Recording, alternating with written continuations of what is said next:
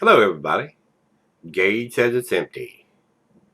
Let's go see what's in the fridge today.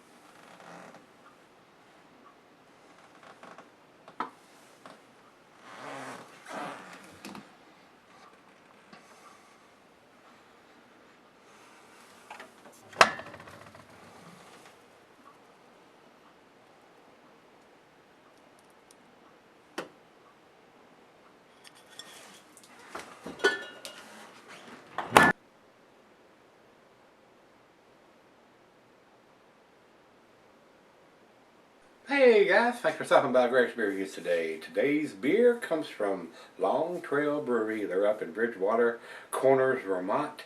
Guys, I did a bunch of their beers a long time ago and found them okay, but mostly a lot of transitional beer stuff.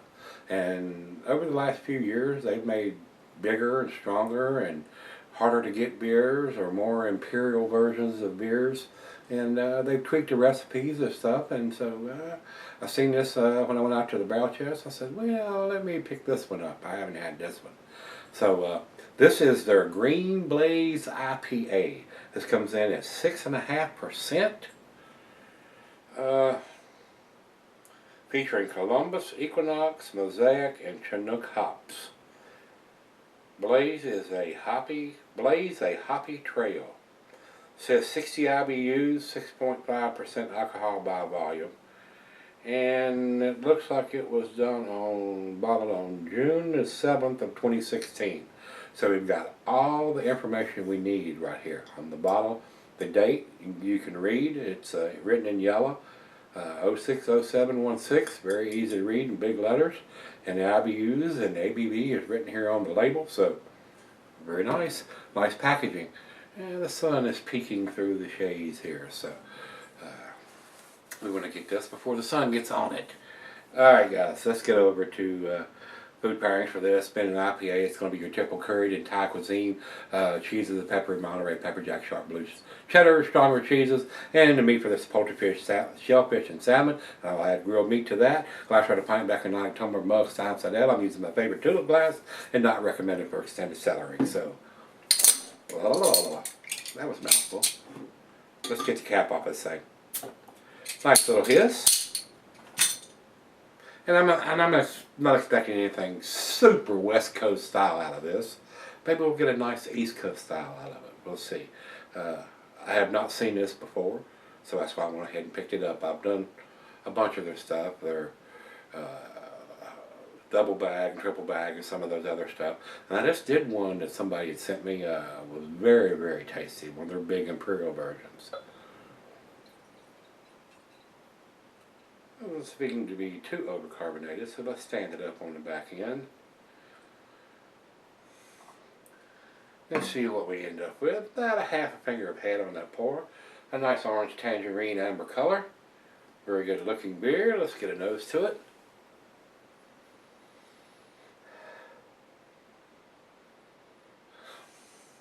I swear I'm getting coffee. It has a dankness to it. It's very unusual smell.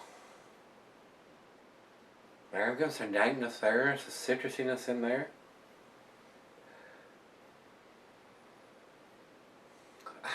I don't know why I'm getting coffee.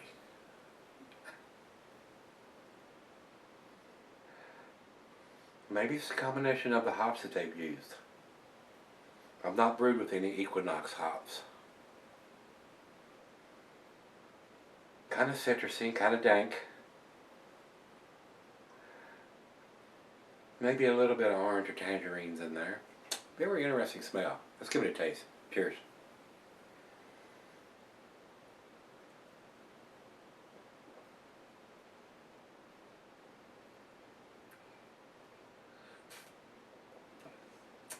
unusual combination of hops, producing an unusual taste.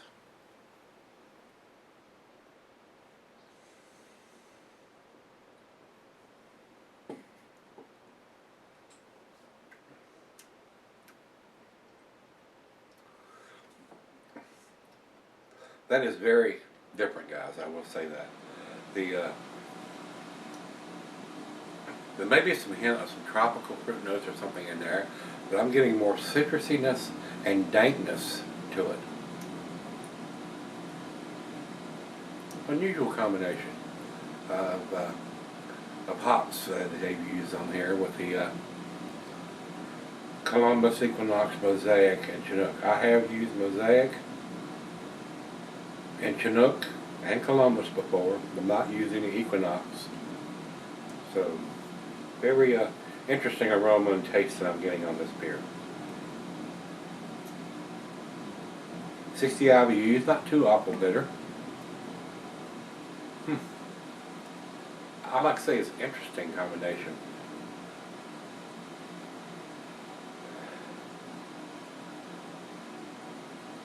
I swear I'm getting coffee on the nose. I mean, I shouldn't be. There's no coffee in this beer.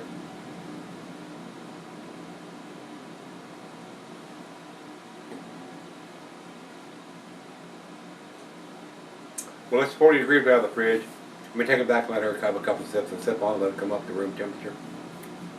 Let's see where we end up. It's not blowing my hair back and my socks off, but it has a very interesting, unique taste. I'll be right back. Alright guys, I'm back. Been sitting on it for about 20-25 minutes or so. Definitely different. I will put it to you that way.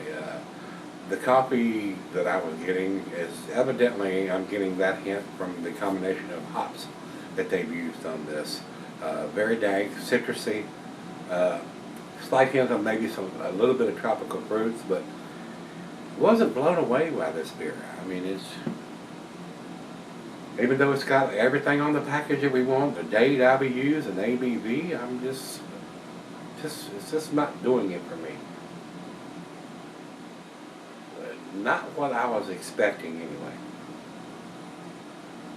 Let's do the final chug. The other half liked it. She either was thirsty or because she had about 3 or 4 sips out of it.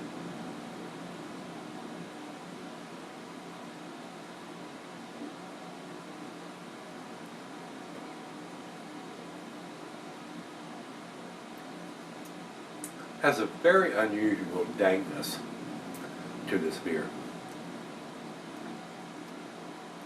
I usually don't expect that on a single IPA, but it's there. It's there on this one. It's got a very unique hop profile to this.